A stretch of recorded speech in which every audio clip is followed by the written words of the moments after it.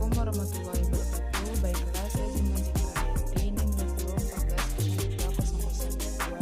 Di sini saya akan menjelaskan materi tentang pengertian penelitian pendidikan. Nah, sebelum kita masuki pengertian pendidikan, alangkah baiknya kita mengetahui tentang penelitian. Pengertian penelitian secara bahasa atau etimologis berasal dari kata research yang asal katanya yang berarti kembali atau berulang-ulang, dan search yang berarti mencari, menjelajahi, atau menemukan makna.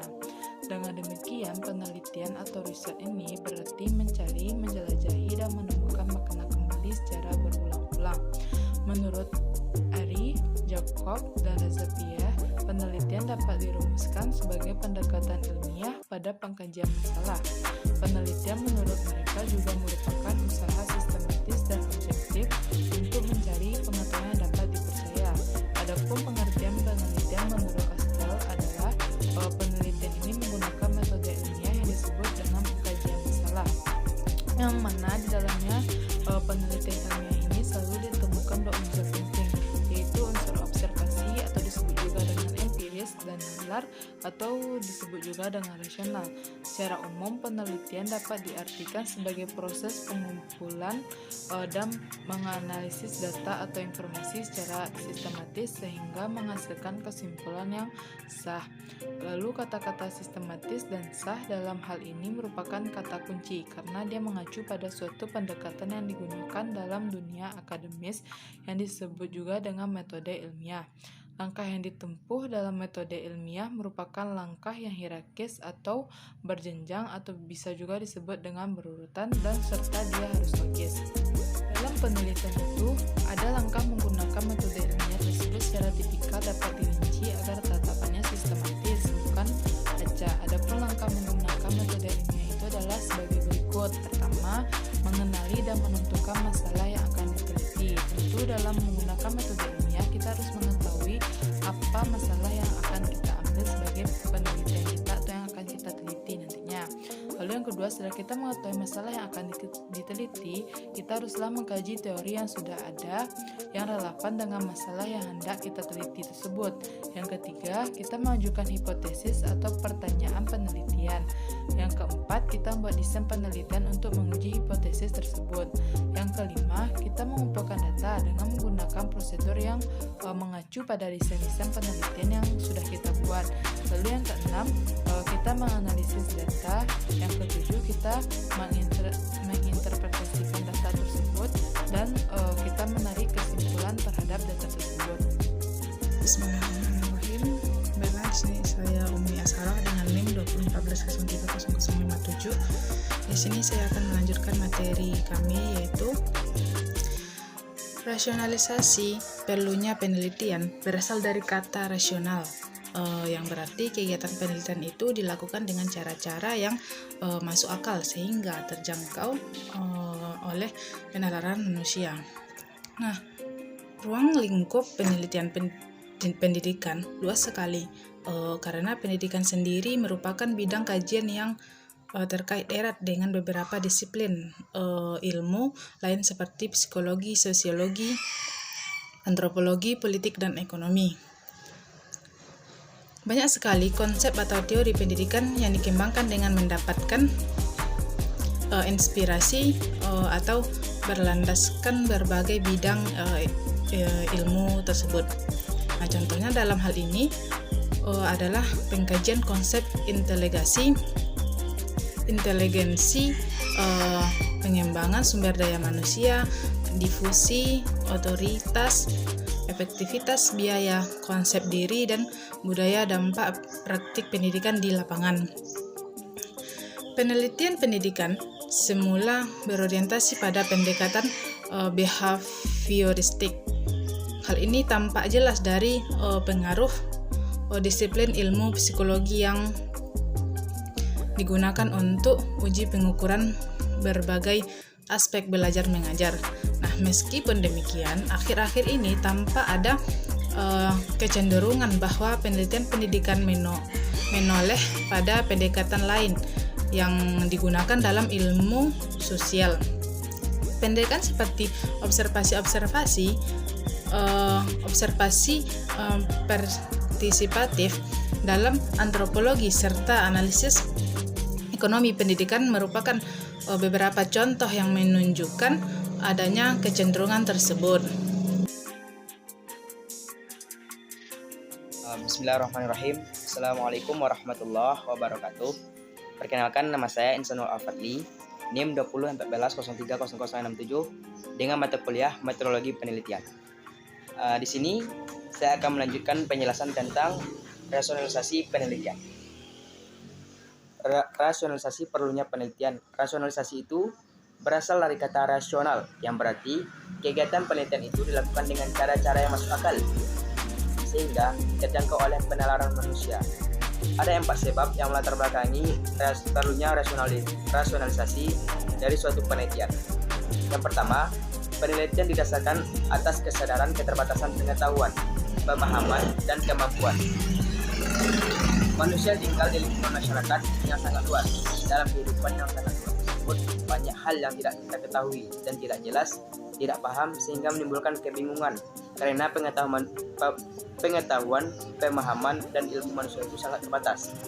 Yang kedua, yaitu penelitian dilakukan karena adanya dorongan oleh pemenuhan kebutuhan rasa ingin tahu. Maksudnya di sini adalah manusia memiliki dorongan atau naluri ingin mengetahui tentang sesuatu di luar dari dirinya.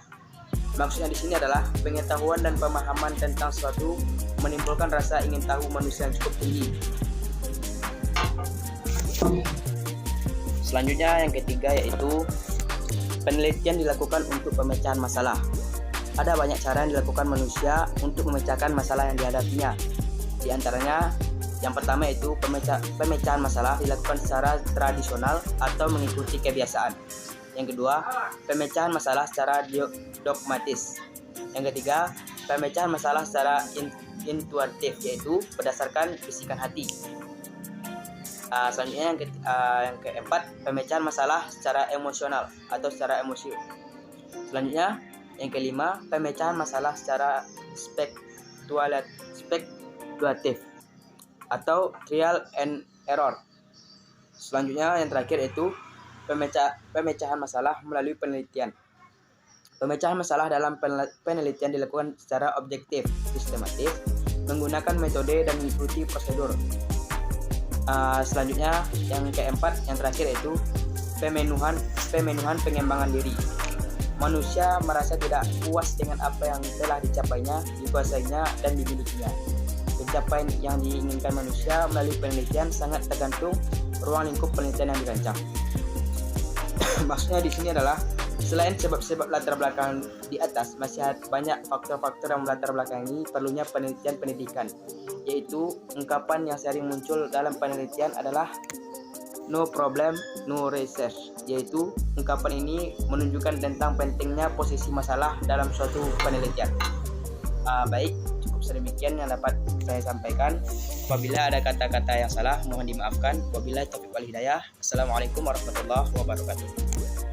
Baik, saya akan melanjutkan pembahasannya, yaitu selain dari sebab-sebab latar belakangnya yang telah disampaikan oleh saudara saya tadi, tentu ada faktor-faktor yang melatar belakangi perlunya penelitian pendidikan, yaitu ungkapan yang sering muncul dalam penelitian, yaitu no problem. Jadi ungkapan ini menunjukkan tentang pentingnya posisi masalah dalam suatu penelitian. Yang jadi persoalan, apakah masalah itu? Untuk menjawab pertanyaan tersebut, tentu telah dikemukakan indikator-indikatornya. Yang pertama, apabila sesuatu peristiwa atau fenomena yang terjadi menimbulkan keraguan atau ketidakpastian. Selanjutnya, apabila terjadi kesenjangan antara harapan atau sesuatu yang diinginkan yang bersifat yang bersifat dasarlan tentang sesuatu dengan kenyataan desain. Selanjutnya, apabila cara-cara berpikir yang berbeda menghasilkan kesimpulan-kesimpulan yang berlawanan. Di sini adapun masalah-masalah pendidikan yang potensial dapat menjadi objek penelitian, di mana masalah-masalah tersebut yang pertama itu komponen raw input, yaitu karakter pribadi peserta didik, siswa atau mahasiswa, seperti kecerdasan, motivasi belajar, kemampuan berkonsentrasi dalam belajar, kebiasaan belajar dan sikap belajar. Yang kedua, instrumen input. Selanjutnya itu environmental input, yaitu iklim, lingkungan keluarga, lingkungan sekolah, kelompok teman sebaya, kehidupan beragama, fasilitas pembelajaran, dan kondisi kehidupan sosial ekonomi politik. Selanjutnya itu proses kualitas interaksi guru dan anak, penerapan metode-metode pembelajaran dan pemanfaatan teknologi pendidikan dalam pembelajaran. Mungkin hanya itu yang dapat saya sampaikan. Terlebih kurangnya mohon maaf. Assalamualaikum warahmatullahi wabarakatuh. Baiklah, saya Umi Asharoh dengan NIM 2014030057. Di sini saya akan melanjutkan materi kami, yaitu tujuan penelitian. Tujuan penelitian pendidikan ini yang pertama mendeskripsikan, memberikan atau menggambarkan secara jelas dan cermat tentang data atau fakta dari permasalahan yang diteliti. Yang kedua, menerangkan atau eksplanasi kondisi atau faktor-faktor yang mendasari melatar belakangi terjadinya masalah. Nah, selanjutnya yang ketiga, menyusun atau merumuskan teori-teori hukum-hukum mengenai hubungan antara faktor yang satu dengan yang lainnya atau peristiwa yang satu dengan peristiwa lainnya. Nah, selanjutnya yang keempat, membuat prediksi, estimasi, dan proyeksi mengenai peristiwa-peristiwa yang akan terjadi atau gejala-gejala yang bakal muncul. Nah, selanjutnya yang kelima, mengendalikan peristiwa-peristiwa atau gejala-gejala berdasarkan temuan-temuan yang diperoleh. Nah, adapun tujuan tertentu yang akan dicapai melalui penelitian, yaitu yang pertama, memperoleh data empiris yang dapat digunakan dalam merumuskan, memperluas, dan memverifikasi teori. Yang selanjutnya yang kedua, untuk memecahkan persoalan yang ada dalam kehidupan.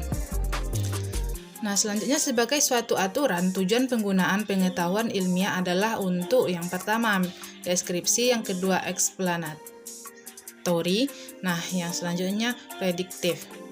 Nah, selanjutnya yaitu ada terkait dengan ilmu pengetahuan, dapat dikemukakan 3 tujuan umum penelitian, yaitu yang pertama tujuan eksplorasi, yang kedua tujuan verifikasi, yang kedua yaitu. Baiklah, sekian dari kami. Wabillahi taufiq wal hidayah. Wassalamualaikum warahmatullahi wabarakatuh.